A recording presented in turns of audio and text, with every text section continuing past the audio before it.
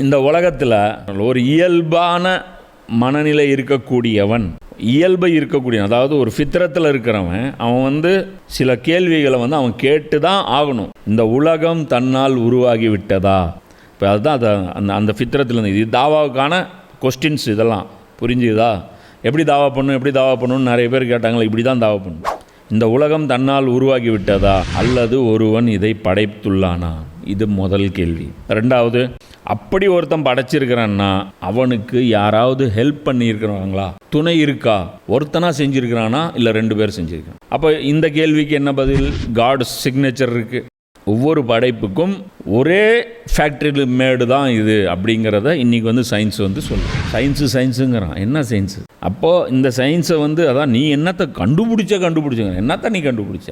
நீ எதுவும் கண்டுபிடிக்கல. இங்கே இருந்ததை நீ பார்த்துருக்க. உனக்கு இப்போ தான் அறிவு பிறந்து இது வந்திருக்கு.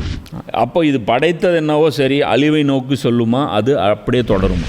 இந்த உலகம் வந்துருச்சு, சரி உருவாக்கினது ஆமாம், இருக்கோம் நிஜம், சரி இதோட க்ளோஸ் ஆனாம இல்லை, இந்த உலகம் இதோட போயிருமா? இப்படியே நடந்துக்கிட்டே இருக்குமா? இப்படியே இந்த உலகம் போய்கிட்டே இருக்குமா? அடுத்து 2400, அடுத்தது 3400 கிபி, அப்புறம் 7800, இப்படி வந்துக்கிட்டே இருக்குமா? உலகம் வளர்ச்சியை நோக்கி போய்கிட்டே இருக்குமா? இதெல்லாம் கேள்வி உருவாகணும்.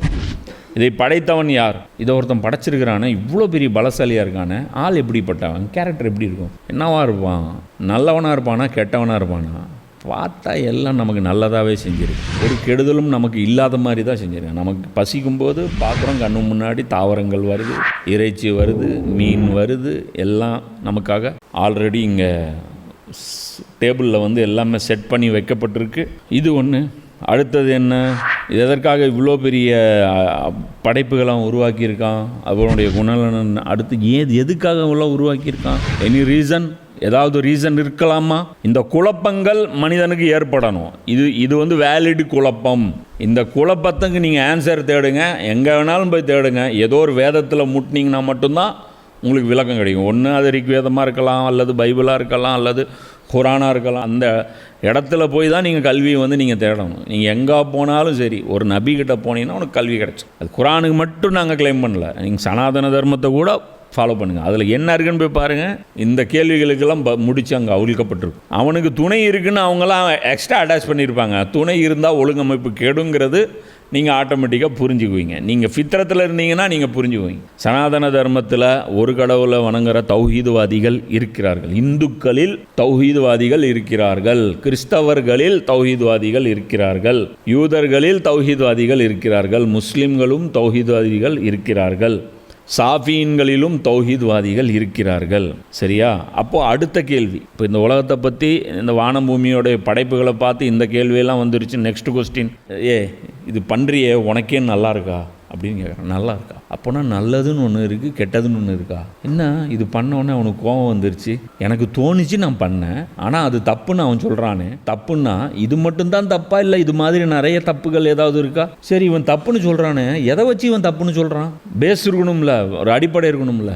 தப்புன்னு சொல்கிற அதிகாரம் இவனுக்கு யார் கொடுத்தா? இதை செஞ்சால் சரின்னு சொல்கிறானே, அது அதிகாரம் யார் கொடுத்தா? நாங்கள் பார்ப்போம், எங்களுக்கு எதெல்லாம் பெனிஃபிட் இருக்கோ அது நல்லது, எதெல்லாம் பெனிஃபிட் இல்லையோ அது கெட்டது. எவ்வளோ அழகான ரூலு. அப்போ திருடுறவனுக்கு எது நல்லது? திருடுறது தானே, அப்போ அது நல்லது. கொலை பண்ணுறவனுக்கு எது நல்லது?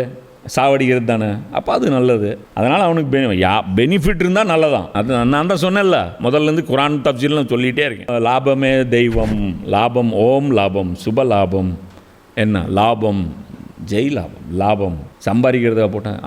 ஆமாண்டா, இங்கே நாட்டுக்கு லாபம் இருக்குது, வீட்டுக்கு லாபம் இருக்குது, மனுஷனுக்கு லாபம் இருக்குது, ஆம்பளைக்கு லாபம் இருக்குது, பொம்பளைக்கு லாபம் இருக்குது. பொம்பளை தன்னுடைய லாபத்தை பற்றி சிந்திக்கிறான், ஆம்பளை தன்னுடைய லாபத்தை பற்றி சிந்திக்கிறான், முதலாளி தன்னுடைய லாபத்தை பற்றி சிந்திக்கிறான், தொழிலாளி தன்னுடைய லாபத்தை பற்றி சிந்திக்கிறான். எல்லாருமே இங்கே லாப கடவுளை தான் கும்பிட்றீங்க. இங்கே நல்லது கெட்டதுன்னு எதுவுமே இல்லை. லாபம் நஷ்டம், அவ்வளோதான். லாபம் தரக்கூடியது அனைவதும் நல்லதே, லாபம் தராதது அனைத்தும் தீமையானது. என்ன உயர்ந்த கொள்கை உங்களுது இது. அப்போ அதான் சொல்கிறோம்ல, அப்போ சரின்னு ஒன்று இருக்கா, தவறுன்னு ஒன்று இருக்கா? அப்போ எதை வச்சு சரின்னு சொல்கிறாங்க, எதை வச்சு தப்புன்னு சொல்கிறாங்க?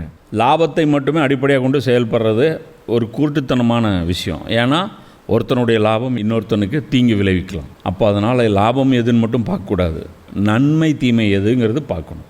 அது நமக்கு நஷ்டத்தை தந்தாலும் தீமையை நாம் தேர்வு ஒருபோதும் பண்ணக்கூடாது. இந்த கான்செப்ட் ஃபித்ரத்தில் இருக்கிற எல்லாருக்கும் வந்துடும். சரி, நம்ம ஒரு செயலை செஞ்சிட்டோம், ஒருத்தனுக்கு தீங்கு இழைச்சிட்டோம், அதனுடைய விளைவு நமக்கு ஏற்படுமா ஏற்படாதா? இதெல்லாம் இந்த வானம் பூமியுடைய அத்தாட்சியை பார்த்துட்டீங்க அப்படின்னா இதெல்லாம் கொஸ்டின் எழுப்பணும். இந்த கொஸ்டின் தான் நீங்கள் தாவாவில் பயன்படுத்தணும். இது குரான் சொல்லக்கூடிய எசன்ஸு. நான் சொல்கிறது இது ஒவ்வொன்றுக்கும் ஆதாரம்னாலும் தனித்தனியாக காட்ட முடியும், புரியுதா? ஒவ்வொரு இதுக்கும் ஆதாரம் காட்ட முடியும். அப்புறம் அது தனி சப்ஜெக்டாக போயிடும். இது வேண்டாம், இதோட புரிஞ்சுக்கிங்க, புரியுதா?